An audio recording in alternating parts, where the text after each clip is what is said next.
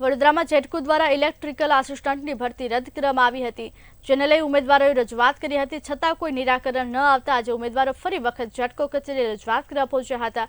48 કલાકના અલ્ટિમેટમ બાદ જેટકોએ કોઈ નિર્ણય ન કરતા 50 ઉમેદવારો રજૂઆત કરવા પહોંચ્યા હતા। ત્યારબાદ જેટકોએ નવેસરથી પોલ ટેસ્ટ અને લેખિત પરીક્ષાની તારીખ જાહેર કરી છે। જોકે ઉમેદવારોએ નિવેદન આપ્યું છે કે અમારા તરફેણમાં નિર્ણય નહીં આવે તો આગામી 30 ડિસેમ્બરે આંદોલન શરૂ કરીશું, માતા પિતા સાથે ભૂખ હડતાલ પર ઉતરીશું। વધુમાં કહ્યું કે આર્થિક સ્થિતિ સારી નથી, એવામાં સરકારે નોકરી પણ છીનવી લીધી, માટે હવે અમે ઉગ્ર આંદોલન કરીશું।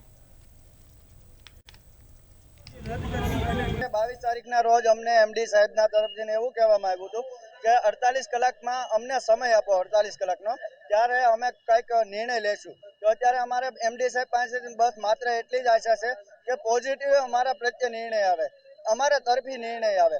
જો અમારા તરફી નિર્ણય નહીં આવ્યો હોય તો અમે આગામી સમયમાં ગાંધીનગર ખાતે જે પણ શું કહેવાય એંગલે અમારે ધરણા કરવા પડે, ભૂખ હડતાલ કરવી પડે, જે પણ કરવું પડે તે કરવા માટે અમે પરિવાર સાથે આવવાના છીએ અને અમારે બસ ન્યાય જોઈએ।